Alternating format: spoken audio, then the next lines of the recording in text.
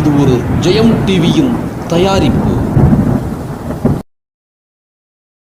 மண்புழு உரம் தயாரிப்பது எப்படி? வீட்டில் இருந்தவாறே உங்களது குடும்பத்தை கவனித்துக் கொண்டே நீங்களும் பணம் சம்பாதிக்கலாம். ஃபஸ்ட்டு இதுக்கு இந்த பெட்டு வந்து வாங்கிக்கணும். பெட் இல்லைனாக்கா நம்ம தொட்டி கூட கட்டிக்கலாம்.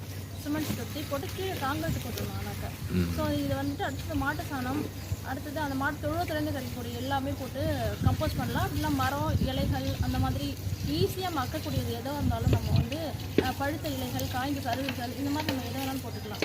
போட்டுட்டு தண்ணி தெளிச்சிட்டே வரணும். தண்ணி தெளிக்கும் போது அந்த நம்ம போட்டிருக்கிறதுலேருந்து வரக்கூடிய சூடெல்லாம் குறைஞ்சி நல்லா மாய்ஸ்சரைஸாக நல்லா ஈரமாயிடும். அதுக்கப்புறமா நம்ம ஒரு 15 டேஸாவது அந்த மினிமம் வந்து நமக்கு அந்த க்யூரிங் காலம் மாதிரி அது தேவைப்படும்.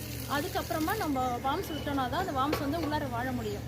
ஏன்னா நம்ம சூடாக இருக்கும்போதே போட்டோம்னா வாம்ஸ் வந்து சாப்பிட முடியாது. சாப்பிட்ற அளவுக்கு அதை ஃபுல்லாக நல்லா நமுந்து போய் ஈஸியாக அதை பைட் பண்ணுற மாதிரி இருக்கணும் அந்த சருவெல்லாம். அதனால் அதுக்கப்புறமா வாம்ஸ் போட்டதுக்கப்புறமா தண்ணி திருப்பி மேலே மூடிடணும். ஏன்னா வெளிச்சம் பிடிக்காது வாம்ஸுக்கு வந்து. ஸோ அதனால் வந்து மேலே மூடிட்டு திருப்பி ஃபர்தராக தூரல் போட்டுற மாதிரி தண்ணி தெளிக்கணும். ரொம்ப ஓவராக தண்ணி இருக்கக்கூடாது. நிறைய தண்ணி இருந்துச்சுன்னா புழு வந்து உள்ளார கீழே இருக்க முடியாமல் மேலே வர ஆரம்பிச்சிடும். ஸோ அதனால் மேலே வந்துச்சுன்னா உயிர் வாழ முடியாது. ஏன்னா அதுக்கு வெளிச்சம் பிடிக்காது, டெம்பரேச்சர் பிடிக்காது. ஸோ அதனால் என்னென்னா ஓரளவுக்கு ஒரு கரெக்டான டெம்பரேச்சரை மட்டும்தான் அது ஒரு 3 இன்ச்சு டெப்த்துக்குள்ளே தான் அது வந்து வாழும் வாம்ஸு. அதனால் வந்து அடுத்தது திருப்பி அந்த தூரல் போட்ட மாதிரி தினமும் காலையில் 7 மணி தெளிச்சுட்டே வந்துட்டு இருந்தோம்னா அடுத்தது திருப்பியும் 50 to 45 டேஸ்க்கு அப்புறமா வந்து கொஞ்சம் கொஞ்சமாக நமக்கு வந்து சாப்பிட்டு அதோட இது கிடைக்கும், ஈல்டு கிடைக்க ஆரம்பிக்கணும். அந்த மேலால் மட்டும்தான் நம்ம வந்து கலெக்ட் பண்ண முடியும். உள்ளார எல்லாம் திருப்பி செரிமானம் ஆகாமல் அது அப்படி தான் இருக்கும் நம்ம போட்டது. ஸோ அதனால் வந்து 45 to 60 டேஸில் வந்து ஓரளவுக்கு எடுக்க ஆரம்பிச்சிடலாம். கம்ப்ளீட்டாக எடுக்கணும்னா நமக்கு வந்து 3 to 4 months ஆயிருக்கும். 4 months கண்டிப்பாக இருக்கும். அப்போ தான் நமக்கு ஃபுல்லாக ஒரு நிறைய வாம்ஸ் இருந்தாக்கா 4 monthsல எடுக்கலாம். வாம்ஸ் கம்மியாக இருக்குது அப்படிங்கிற பட்சத்தில் நமக்கு வந்து ஈல்டு வந்து கிடைக்கிறதுக்கு இன்னும் ஒரு 6 மாதம் கூட ஆகும். ஓகே. நான் வந்து படித்தது பார்த்திங்கன்னா கெமிஸ்ட்ரி முடிச்சிருக்கேன். எம்எஸ்சி கெமிஸ்ட்ரி, பிஎட் முடிச்சிருக்கேன்.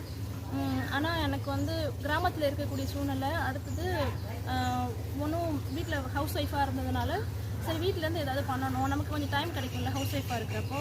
ஸோ அந்த டைமில் ஏதாவது பண்ணணும் அப்படின்ட்டு எனக்கு விவசாயம் சார்ந்த குடும்ப சூழ்நிலை இருந்ததுனால, விவசாய நிலமும் எனக்கு இருந்ததுனால ஓகே நம்ம இப்போ இதில் தான் அதை பண்ணணும் அப்படிங்கிற மாதிரி எனக்கு ஒரு தாட்டு. ரெண்டாவது என்னோடய அப்பா வந்து விவசாயத்தில் ரொம்ப தீவிரமான விவசாயின்னு சொல்லலாம்.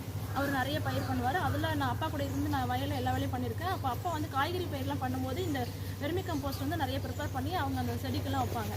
அதை பார்க்கும்போது நல்லா ஈல்டு கிடச்சிச்சு. ஸோ அந்த மாதிரி நம்மளும் இங்கே பண்ணலாம் வீட்டில் அப்படின்னு கொஞ்சமாக நான் ஓன் பர்பஸ்க்காக பண்ண ஆரம்பித்தேன்.